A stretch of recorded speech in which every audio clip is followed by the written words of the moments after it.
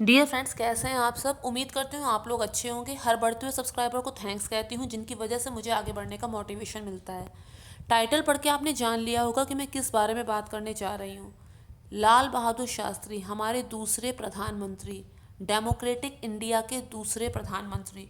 उनकी मृत्यु हुई, रहस्यमय तरीके से हुई। प्रत्यक्ष रूप से कभी किसी ने नहीं कहा, कभी कोई नहीं जान पाया कि उन्हें किसने मारा था, लेकिन परोक्ष रूप से सब जान गए कि उन्हें किसने मारा था और उन्हें क्यों मारा था। तो इसी बारे में हम बात करेंगे और वीडियो के एंड तक मुझे पूरा यकीन है आप लोग भी ये बात जान जाएंगे कि उन्हें आखिर किसने मारा था। 2 अक्टूबर को इनका जन्मदिन होता है, लाल बहादुर शास्त्री जी का जन्मदिन होता है। 12 साल के जब वो थे तो उन्होंने अपना सरनेम हटा दिया था, क्योंकि वो जातिवाद को नहीं मानते थे। जब वो 16 साल के हुए तब उन्होंने गांधी जी की जो सत्याग्रह आंदोलन था उसमें पार्टिसिपेट किया। वो पूरी तरह से गांधीवादी थे, यहाँ तक कि शादी के बाद उन्होंने अपनी पत्नी को भी खादी की साड़ी पहनने को ही कहा। पूरी तरह से गांधीवादी थे, एकदम सादा जीवन, उच्च विचार वाले।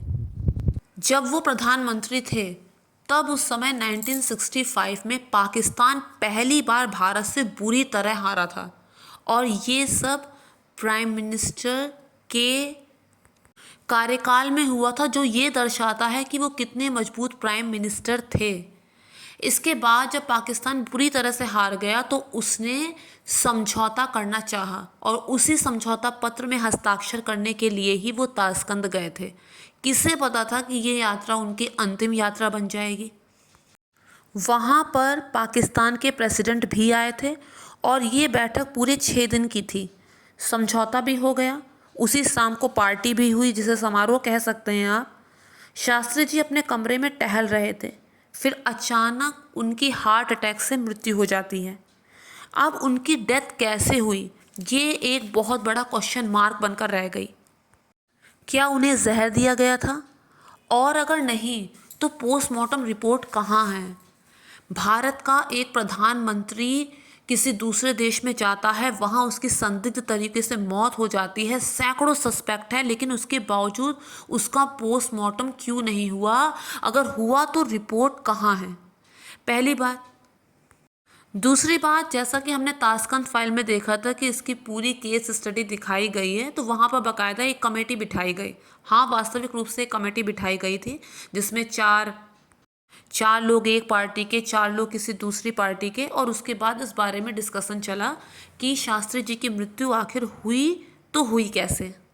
61 साल के थे शास्त्री जी जब उनकी मृत्यु हुई, और इससे पहले उन्हें 2 हार्ट अटैक आ चुके थे, तो इसलिए इस बात को नॉर्मल समझा गया कि तीसरे हार्ट अटैक में उनकी मृत्यु हो गई। लेकिन जब वो ताशकंद गए थे तो ऐन मौके पे उनका होटल बदल दिया गया, ऐन मौके पे, ताकि सोचने समझने की या फिर कुछ और एक्शन लेने की कोई गुंजाइश ही ना रहे। ऐन मौके पे उनका होटल बदल दिया गया, और उन्हें किसी होटल में नहीं बल्कि एक छोटे से बंगले में शिफ्ट कर दिया गया। और उस बंगले की खास बात सुन लीजिए। उस बंगले जिसमें वो ठहरे हुए थे, जिस कमरे में वो ठहरे हुए थे, वहाँ पर कोई बेल नहीं थी कि अगर इमरजेंसी में उन्हें किसी को बुलाना है तो बुलाएं कैसे। और दूसरी चीज़, वहाँ पे कोई फ़ोन नहीं था कि अगर इमरजेंसी में किसी को बुलाना है तो कैसे बुलाएं। क्या प्राइम मिनिस्टर का कमरा ऐसा होना चाहिए था?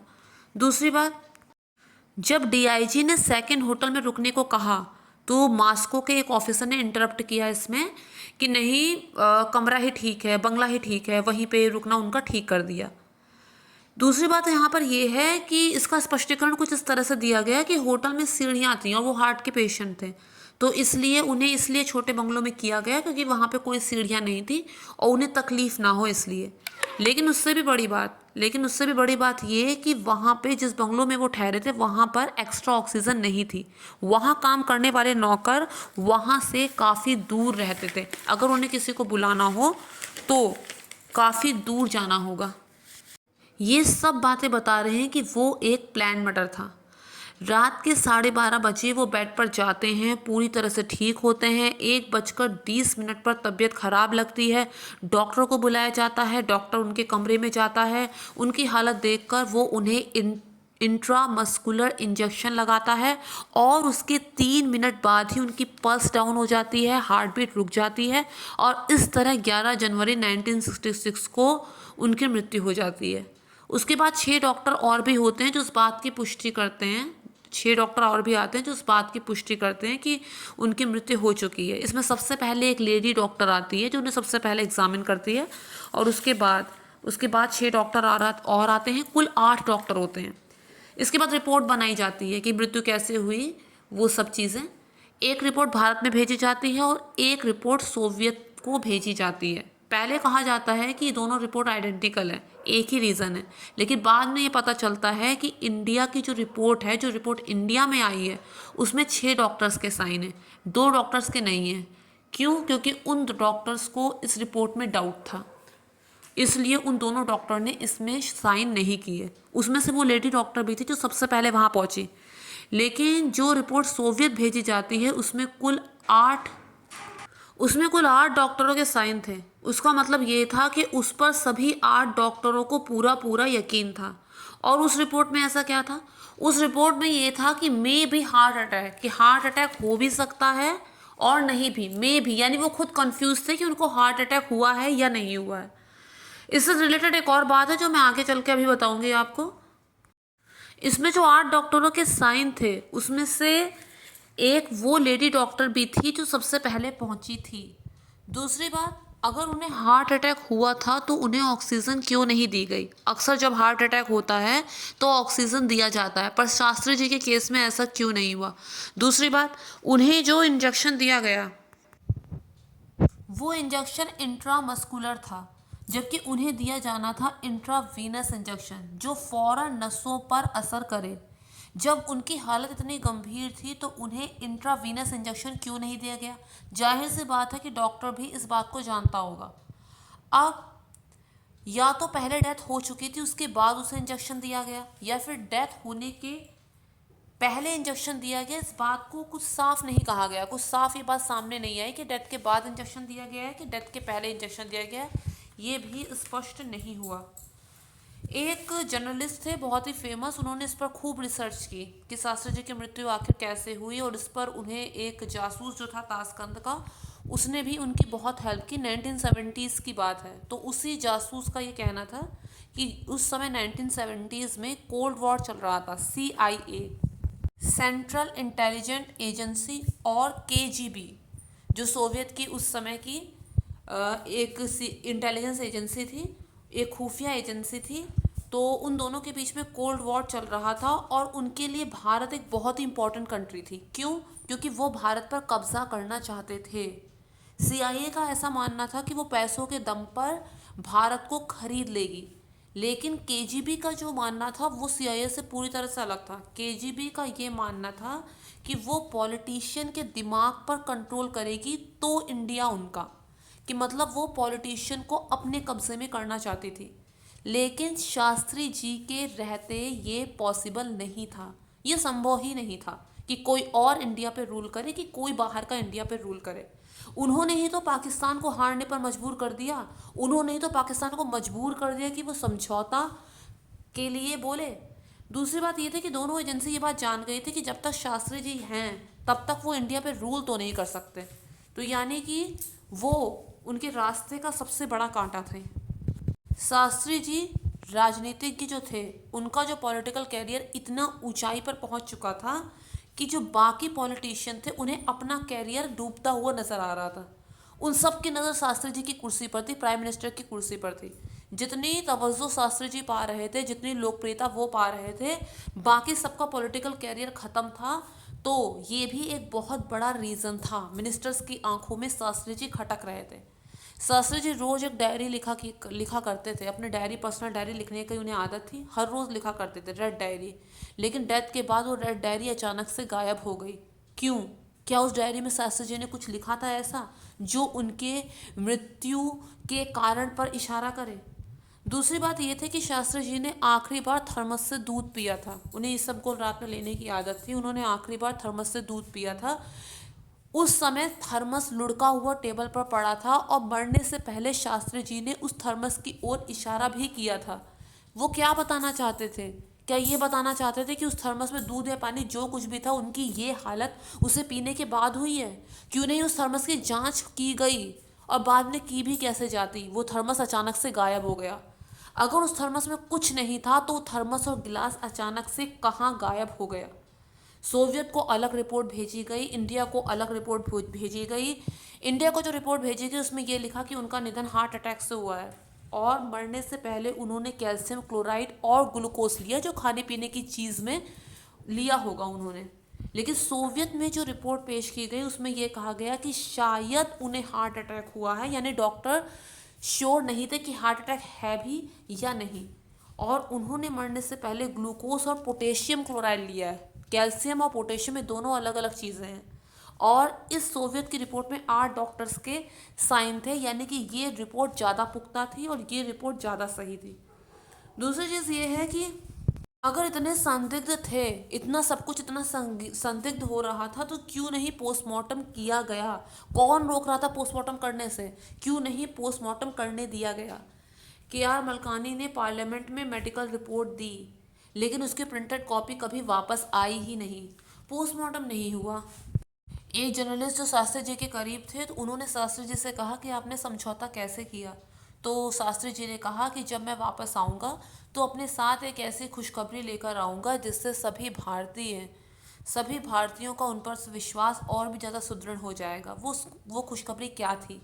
क्या ये कि उनकी ताशकंद में सुभाष चंद्र बोस से सीक्रेट मीटिंग हुई थी? क्योंकि एक फोटो में सुभाष चंद्र बोस को भी देखा गया है। सुभाष चंद्र बोस को भी तो इसीलिए मार दिया गया था क्योंकि जब वो भारत लौट कर आते तो वो प्राइम मिनिस्टर बन जाते, तो इसीलिए प्लेन क्रैश में उनको मार दिया गया, उन्हें भारत पहुंचने ही नहीं दिया गया। लेकिन कुछ लोग ये कहते हैं कि उस प्लेन क्रैश से वो बच गए थे और बाद में गुमनामी बाबा बनकर अयोध्या में काफ़ी दिनों तक थे। यानी इतना उनके दिमाग में डर था कि सारे पॉलिटिशियन उनके पीछे पड़े हैं, उनकी जान के पीछे पड़े, वो सब उन्हें मार देंगे कि भारत में आकर भी वो कभी सामने नहीं आए, क्योंकि उनके दिमाग में इतना डर था कि वो सभी पॉलिटिशियन उन्हें मार देंगे। होमी जे भाभा, जिन्हें शास्त्री जी ने न्यूक्लियर प्रोग्राम का इंचार्ज बनाया था, शास्त्री जी की मृत्यु के सिर्फ 13 दिनों के बाद उनकी भी प्लेन क्रैश में मृत्यु हो गई। इसके अलावा सीआईए का एक ऑफिसर था, रॉबर्ट था, उसने ये लिखा था, लेकिन उसने ये बात जो लिखी थी वो उसने लिखी थी रिटायरमेंट के बाद, अपने रिटायरमेंट के बाद। तो अक्सर ऐसा होता है कि रिटायरमेंट के बाद फेम पाने के लिए कुछ दिनों का और अपनी पहचान को थोड़ा और बरकरार रखने के लिए इंसान कुछ भी कह देता है, तो इसलिए उसकी रिपोर्ट को इतना सही नहीं माना गया। उसने ये लिखा था कि ये सीआईए ने ही किया है, ये सब जो किया है वो सीआईए ने ही किया है। लेकिन उसकी इस रिपोर्ट को, उसकी इस लिखी हुई बात को सच नहीं माना गया, क्योंकि फेम पाने के लिए भी वो ऐसा कर सकता था।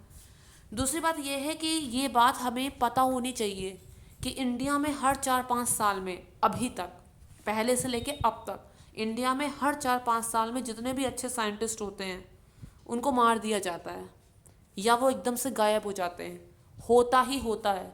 और गवर्नमेंट इस विषय में चुप्पी साध लेती है, वो कोई एक्शन नहीं लेती। क्यों? शास्त्री जी की मृत्यु के 2 विटनेस थे, एक उनका पीए और एक डॉक्टर चग। इन दोनों की ही शास्त्री जी की मृत्यु के कुछ दिनों बाद मृत्यु हो गई। कैसे?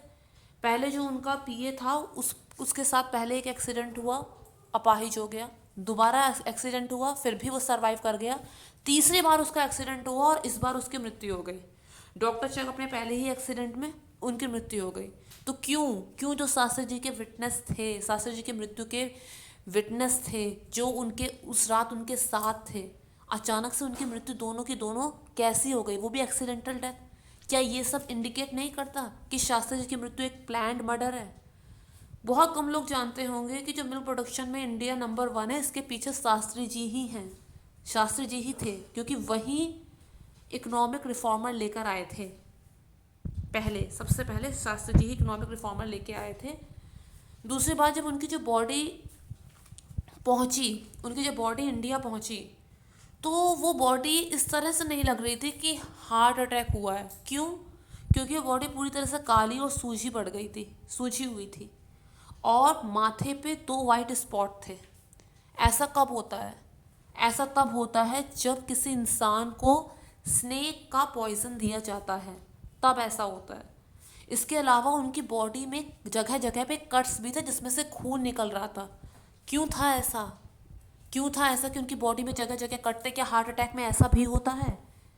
इसके बाद परिवार ने कहा कि पोस्टमार्टम होना चाहिए, लेकिन उनकी बात को नहीं सुना गया। अब किसी का रिलेटिव बाहर किसी देश में जाता है, वहाँ उसकी मृत्यु हो जाती है, उससे कहा जाता है कि उसकी मृत्यु हार्ट अटैक से हुई है। क्या परिवार वालों को इतना हक भी नहीं कि वो पोस्टमार्टम की मांग कर सकें? यहाँ तक कि पार्लियामेंट में अटल बिहारी जी ने भी ये बात कही थी कि पोस्टमार्टम होना चाहिए, लेकिन उनकी बात को किसी ने नहीं सुना। इसके बाद बात ये हुई कि उनका जो कुक थे, उनके 2 कुक थे, उनसे इंक्वायरी उनसे उनसे क्वेश्चनिंग की गई, इंक्वायरी हुई थी, उन दोनों कुकों से बातचीत की गई थी, लेकिन उसके बावजूद पोस्टमार्टम नहीं हुआ। उस दिन दूध उन्हें जान मोहम्मद ने दिया था। समझौते के अगले ही दिन उनकी मृत्यु हो गई। अब बात ये आती है कि क्या ये सब CIA ने किया था? तो सब कुछ CIA नहीं करती। और जितने केस स्टडी किए गए उसमें ये बात सामने आई कि इसमें KGB का हाथ है। क्यों? देखो, शास्त्री जी के होते हुए पाकिस्तान ने सरेंडर कर दिया। मिनिस्टर्स की आंख में शास्त्री जी सबसे ज़्यादा खटक रहे थे। KGB का एक ऑफिसर था, वो वर्ल्ड बेस्ट रिपोर्ट लेकर आया, उसने अपनी बुक लिखी है और उसकी बुक में जो जो तथ्य हैं उनके आधार पर ब्रिटेन, इटली पर भी केसेस चले। तो वो एक वर्ल्ड बेस्ट रिपोर्ट लेकर आया था। उस किताब में, जो उसने किताब लिखी थी, उसमें एक चैप्टर इंडिया का भी था, द ताशकंद फाइल्स।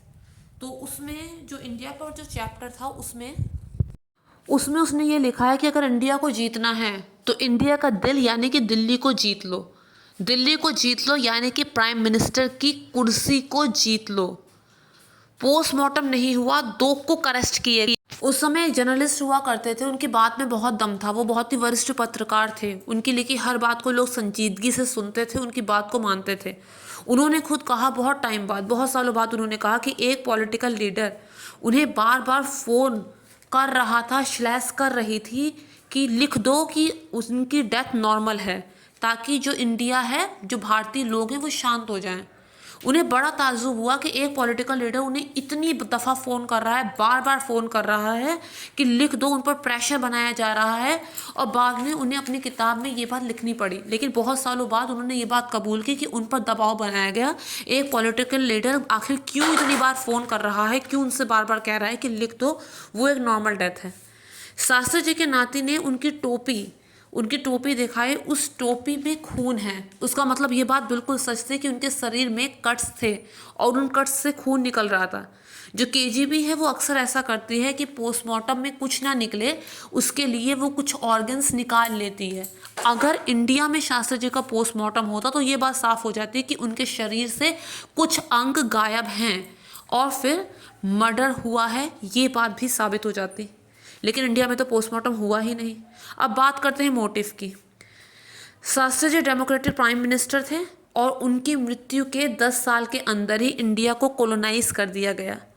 इसके अलावा KGB उस समय जो प्राइम मिनिस्टर बनी, KGB की सहायता से उस समय जो प्राइम मिनिस्टर बनी, उन्होंने तुरंत ही इमरजेंसी लागू कर दी और उसके अंतर्गत उनके खिलाफ जितने भी पॉलिटिशियन थे, जितने भी जर्नलिस्ट थे, सबको फौरन जेल में बंद कर दिया। और जब ये सब लोग जेल में बंद थे तो उस समय भारतीय संविधान का, समझ लीजिए, मर्डर कर दिया गया। उसमें एक वर्ड सोशलिज्म ऐड कर दिया गया। और इसके अलावा KGB के लगभग 300 एजेंट भारत में आकर इस्टेब्लिश्ड हो गए और इंडिया के माथे पर लिख दिया कि इंडिया इज़ फॉर सेल। क्या शास्त्री जी के होते हुए ये पॉसिबल था? KGB रूल कर रहा था इनडायरेक्टली इंडिया में। यहाँ पर जो उस समय की प्राइम मिनिस्टर थी, उनका नाम नहीं लिया जाएगा, बल्कि उनको यहाँ पर वानो कहा गया है। और आप लोग अगर गूगल में सर्च करेंगे तो आपको पता चल जाएगा कि वानो किसे कहा गया है। वानो को कई मिलियन के तोहफे, इतने महंगे तोहफे, कई मिलियंस के तोहफे KGB भेंट करता था। और जो वानो को सपोर्ट कर रहे हैं वो सब जर्नलिस्ट, वो सब पॉलिटिशियन, उन सबको भी महंगे महंगे तोहफे दिए जाते थे, खूब पैसे दिए जाते थे। पूरी शिद्दत दिखाई गई कि वानो ही प्राइम मिनिस्टर बनी रहे और इसके लिए अंधाधुंध पैसा KGB देता था। तो यहाँ पर जैसा कि मैं देख रही हूँ कि आप लोग अब जान गए होंगे कि किसने मारा है लाल बहादुर शास्त्री जी को। अगर वीडियो पसंद आए तो मेक श्योर चैनल को सब्सक्राइब, वीडियो को लाइक और शेयर कीजिए।